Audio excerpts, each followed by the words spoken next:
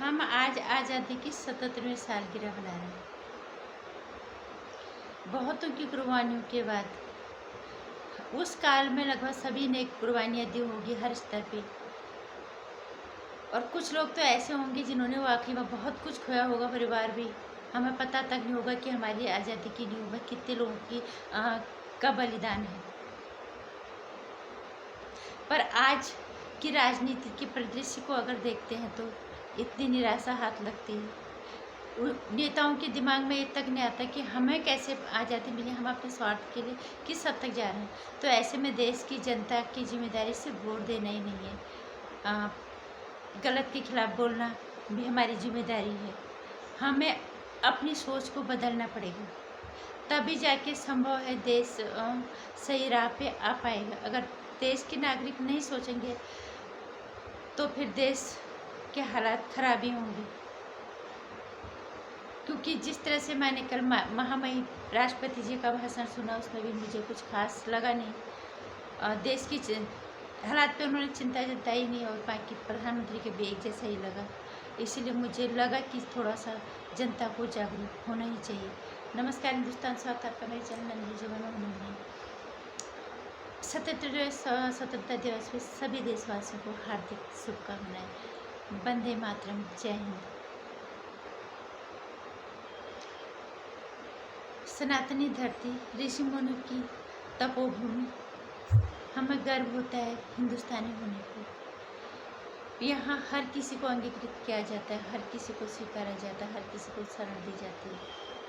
लेकिन हाल ही के दिनों में हालात बहुत ज़्यादा खराब हुए हैं, और ऊपर से नेताओं की जो करतूतें हैं ये बहुत ही शर्मनाक हो रही हैं। कल महामहिम राष्ट्रपति जी को सुना, उनके भाषण से भी निराशा लगी। महिला सशक्तिकरण की वो बात करती हैं, लेकिन मणिपुर जैसी घटनाओं का जिक्र नहीं करती। अगर इसी तरह की घटनाएं होती रहेंगी तो हमारे देश में महिलाओं की क्या स्थिति होगी आने वाले वक्त में। मणिपुर में लोग इसलिए ज़्यादा नहीं बोल रहे क्योंकि भारतीय जनता पार्टी की सरकार है, और वो धर्म के नाम पे लोगों को नचा रहे हैं। लोगों को सबसे पहले तो अपने धर्म की परिभाषा समझनी होगी अच्छे से। अपने धर्म की परिभाषा को हमने गलत नहीं करना है किसी भी हालत में। देश के नागरिकों की जिम्मेदारी होती है। और महामहिम राष्ट्रपति ने जो खूनी डिबेट्स होते हैं उन पर उन्होंने बात नहीं की, जो कि बहुत जरूरी हो गया। ये जो देश में हो रहा है, इनकी जिम्मेदारी काफ़ी हद तक मेन स्ट्रीम मीडिया को जाती है। उनको इस पे बात कहनी चाहिए थी। अगर डंके की चोट पे बात अगर वो बोलते तो शायद कुछ रोक तो लगती, कुछ लोग सोचते, लेकिन उन्होंने इस पे बात नहीं की। सरकार इस पे बात नहीं करती। मोदी जी ने आज जो लाल किला से बहुत कुछ बोला, बहुत खुद ही उन्होंने अपनी, हम उनकी तरक्की से, उनके काम से बिल्कुल भी उसको अनदेखा नहीं करते, उसको स्वीकारते हैं। लेकिन क्या मतलब उस विकास का जहाँ हमारे देश खुद ही अंदरूनी युद्ध की तरफ बढ़ रहा है।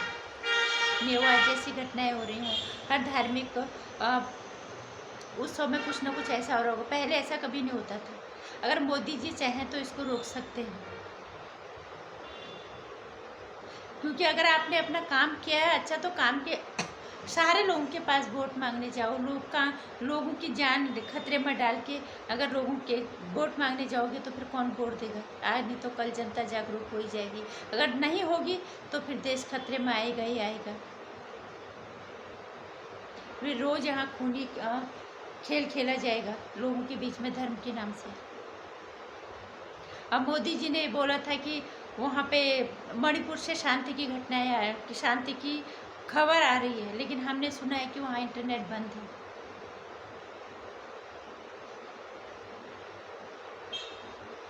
ये सिर्फ चिंता जता देने से नहीं होता।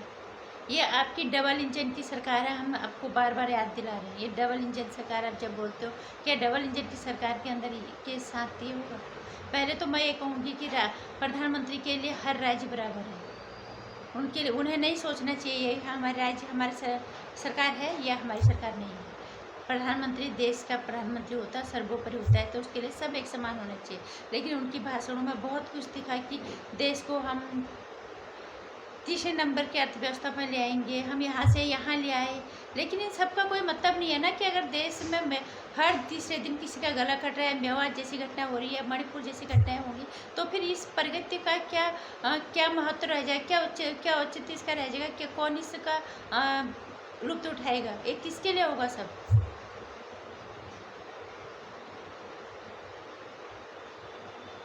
ये तो तभी होगा ना जब देश रहेगा।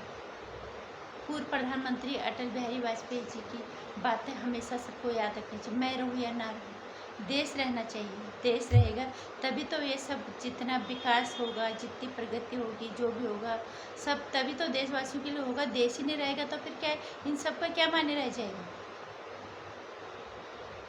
उन्होंने अपनी दोबारा आने की गारंटी भी दे दी, आएंगे भी, इसमें कोई दो राय नहीं है। लेकिन अगर उन्होंने इस चीज़ पे रोक नहीं लगाई, धार्मिक डिबेट पे रोक नहीं लगाई, महिलाओं के साथ जो भी हो रहा है, लोग आसानी से महिलाओं को टारगेट कर रहे हैं, इस पे रोक नहीं लगाई, तो निश्चित रूप से देश में खून खराबा होगा और देश अंदरूनी युद्ध की तरफ आएगा। हमें फिर बाहर वालों को यहाँ लाने की ज़रूरत नहीं पड़ेगी। यहाँ आपस में लड़ कट के जैसे हो रहा है बस यही होगा। अभी 25% हो रहा होगा, फिर 50 होगा, 75 होगा, तो इसमें देश के नागरिकों की भागीदारी बनती है कि नेता तो अब किस तरह की भाषणबाजी हो रही है ये हम देख रहे हैं, लेकिन देश की जनता को जागरूक होना ही पड़ेगा इसमें। अगर नहीं होगा तो कल को फिर भुगतोगे, सभी भुगतेंगे। किसी को ये लग रहा होगा कि आज हम सुरक्षित हैं, लेकिन ये आँच आप लोगों के घर तक भी आएगी और ये आँच आपको सिर्फ झुलसाएगी नहीं, आपके घर को खाक कर देगी, आपके देश को खाक कर देगी। सिर्फ नागरिकों का वोट देने का काम नहीं है। जागरूक बनो, जहाँ पे गलत हो रहा है वहाँ पे आवाज़ उठाओ। जब जनता के वोट के अंदर इतनी ताकत है कि जनता की एकता के अंदर, अपने अंदर हम क्यों ताकत नहीं लाते कि मेन स्ट्रीम मीडिया में जो खूनी डिबेट्स हो रहे हैं ये बंद हो जाए। इनको बंद होना ज़रूरी है। अपनी सोच को बदलना हमें ज़रूरी है। हमें ज़बरदस्ती किसी को इल्ज़ाम नहीं लगाना है जी ये इस धर्म का है, ये गलती है।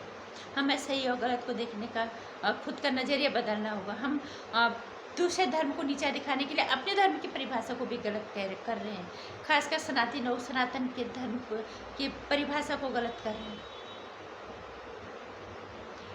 मुझे कम से कम किसी के भाषण से भी कोई अच्छी उम्मीद नहीं लगी। सारी बातें की, लेकिन ये जो हो रहा है इस पे बात नहीं की, इस पे चिंता नहीं जता, इस पे रोक की कोई बात किसी ने नहीं की, ना तो प्रधानमंत्री जी ने की और ना तो महामहिम राष्ट्रपति जी ने की, जो कि बहुत ज़रूरी था करना। अगर यही नहीं रोकेगा तो देश किसके लिए होगा, प्रगति किसके लिए होगा, विकास। बहुत कुछ बातें की उन्होंने, तुष्टीकरण, परिवारवाद।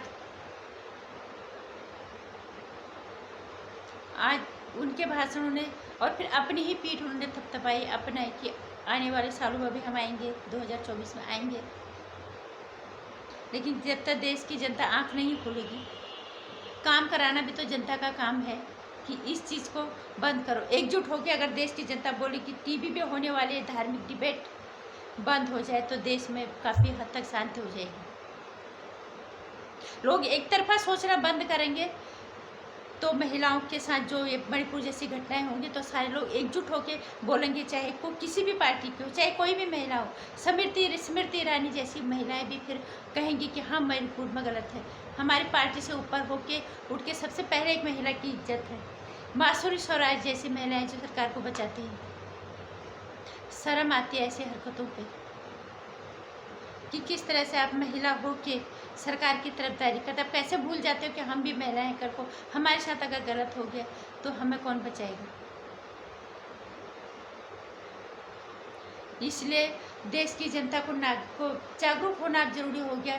इस तरह के टीवी डिबेट्स हो के खिलाफ बोलना बंद करो, बोलना शुरू करो और ये बंद होनी ही चाहिए। जब जनता आवाज़ उठाएगी तभी ये संभव है कि ये देश के ये खूनी डिबेट्स हो बंद हो जाएंगी और देश में शांति आएगी।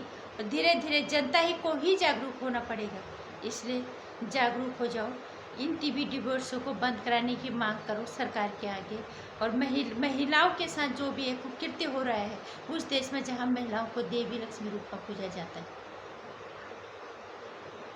देश जनता अगर जागरूक होगी तो निश्चित रूप से इन पे रोक लेगी और हमारे देश शांति के राह पे होगा और सही दिशा में चलेगा, दशा भी सही होगी। जय हिंद, वंदे मातरम। मेरे विचारों से थोड़ा सा सहमत हो तो मेरे वीडियो को लाइक कर दिएगा, चैनल को सब्सक्राइब कर, आने वाली वीडियोज़ की जानकारी के लिए घंटी आइकन प्रेस कर दीजिएगा और फिर वीडियो को शेयर भी कर दीजिएगा।